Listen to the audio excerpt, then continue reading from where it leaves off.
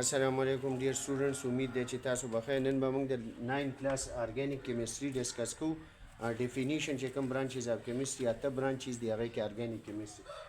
ارګینیک کیمستري ډیر آسان دی سټډي اف دوز کمپاونډز کنټینینګ کاربن ان هایدروجن هغه ته هایدروکاربنز وي او دا غي نه چې څه شی جوړیږي د هایدروکاربنز نه هغه ته د غي ډیرایویټیوز ویل شي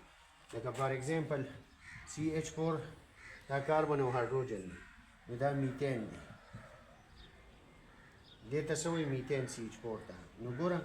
د دې نه به میتایل څنګه جوړېږي لومبی خو دا ولیکه سټرکچرل فارموله دې ته سټرکچرل فارموله وایي دې ته مالیکولر فارموله وایي دا هایدروجن چې دې نه لرې شي نو دا به څه شي دا به میتایل شي نو دا د دې میتین ډیرایویټیو دی دا څه شی دی د دې ډیرایویټیو دی نو دې ته وایي میتایل څه وایي ورته میتایل دې حوالې څخه څه کوېسچني نو تاسو کمنټ باکس کې تپوس کولی شئ شکریہ